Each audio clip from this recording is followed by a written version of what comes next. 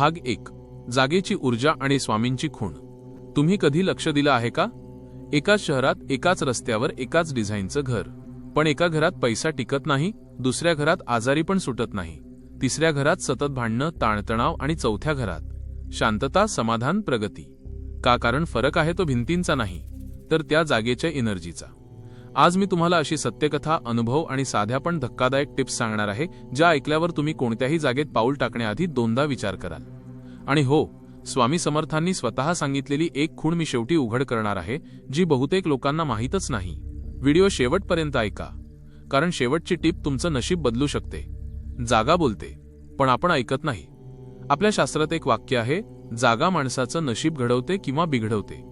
आपण घर घेतो, दुकान घेतो, ऑफिस भाड्याने घेतो, पण विचारतो का कधी, या जागेची ऊर्जा कशी आहे? इथे आधी कोण राहत होतं? इथे आनंद होता की अश्रू? इथे देवाचं नाव घेतलं जात होतं की शिव्या? स्वामी समर्थ म्हणायचे, जिथे मन घाबरतं तिथे आत्मा सुरक्षित नसतो. टिप 1. त्या जागेत पाऊल टाकताच मन काय सांगतं? ही टिप ऐकायला खूप साधी वाटेल, पण हाच पहिला आणि सर्वात मोठा इशारा असतो.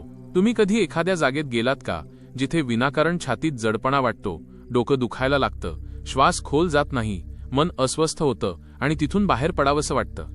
हे तुमचं मन नाही, ही त्या जागेची नकारात्मक ऊर्जा असते. स्वामी समर्थ म्हणतात, मन हा आत्म्याचा आरसा आहे. टिप 2. त्या जागेत आवाज जास्त ऐकू येतात का? रात्री शांततेत जर त्या जागेत पायऱ्यांचा आवाज, कोणीतरी हाक मारल्यासारखं वाटणं, वस्तू हलल्यासारखं जाणवणं, असे प्रकार वारंवार होत असतील, तर ती जागा ऊर्जेने अस्थिर असते. ही भूताखेताची गोष्ट नाही, तर जागेवर साठलेली भावना आहे. जिथे जास्त रडणं, भांडणं किंवा अन्याय झाला, तिथे ती ऊर्जा राहून जाते. टिप 3. त्या जागेत दिवा किती वेळ पेटतो? जर दिवासारखा विझतो, अगरबत्ती लगेच संपते किंवा ज्योत थरथरते, तर हे ऊर्जेचे संकेत आहेत. सकारात्मक जागेत दिवा स्थिर पेटतो. टिप 4. त्या जागेत पाणी कसं वागतं? पाणी ऊर्जा शोषतं. जर पाणी पटकन खराब होत असेल किंवा ते पिण्याची इच्छा होत नसेल, तर सावध व्हा. स्वामी म्हणतात, जिथे पाणी अस्वस्थ आहे, तिथे जीवन अस्थिर आहे. टिप 5. सर्वात गुप्त. स्वामी समर्थांची खूण. जर त्या जागेत स्वामी समर्थांचं नाव घेतल्यावर मन शांत होत नसेल किंवा छातीतला जडपणा कमी झाला नाही, तर ती जागा तुमच्यासाठी नाही. कारण स्वामी समर्थ सत्य आहेत आणि सत्य नकारात्मक ऊर्जेला सहन होत नाही. भाग 2. अदृश्य शत्रू आणि सूक्ष्म खुणा. काही जागा सुरुवातीला खूप चांगल्या वाटतात, पण हळूहळू पैसा थांबतो आणि नाती तुटतात. स्वामी समर्थ म्हणतात, सर्व शत्रू बाहेरचे नसतात, काही जागेत लपलेले असतात. टिप 6. त्या जागेत वेळ कसा जातो? जर तिथे गेल्यावर खूप कंटाळा येतो, सारखी झोप येते किंवा काहीच काम करावंसं वाटत नाही, तर ती जागा तुमची ऊर्जा शोषते आहे. सकारात्मक जागेत प्रगती वेगाने होते.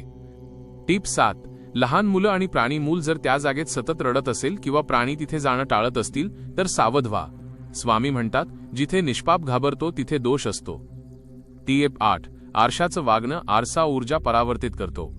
जर आरशात पाहिल्यावर स्वतःचा चेहरा थकलेला वाटत असेल किंवा आरसा वारंवार तुटत असेल, तर ती जागा अस्थिर आहे.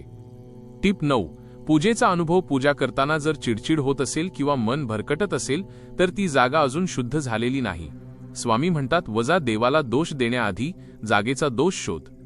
टिप 10. अचानक येणारी आठवण. जर तिथे बसल्यावर अचानक जुन्या वाईट आठवणी येत असतील, तर ती जागा भूतकाळाची नकारात्मक ऊर्जा धरून बसली आहे.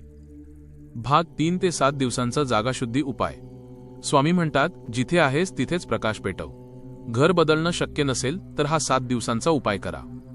दिवस 1. घराशी संवाद साधा. मी तुझ्यात शांतता आणायला आलो आहे असे म्हणा. ऊर्जा ऐकते. दिवस 2. तांब्याच्या भांड्यातील पाण्यावर 11 वेळा श्री स्वामी समर्थ जप करा आणि ते पाणी घरभर शिंपडा. दिवस 3.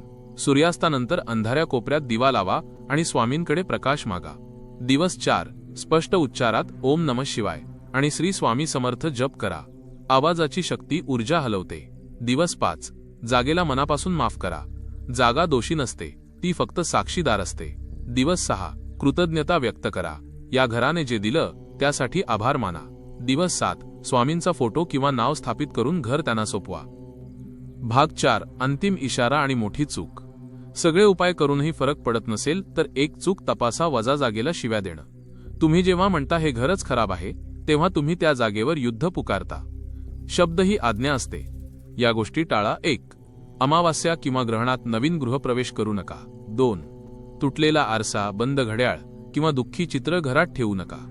शेवटची शिकवण स्वामी समर्थ म्हणतात, घर मोठं असो वा लहान, जर श्रद्धा मोठी असेल तर ते तीर्थक्षेत्र बनतं. जागा पूजेने नाही तर तिथे राहणाऱ्यांच्या चांगल्या विचारांनी पवित्र होते. जर तुम्हाला हे पटलं असेल तर हा व्हिडिओ शेअर करा आणि कमेंटमध्ये लिहा, जय स्वामी समर्थ.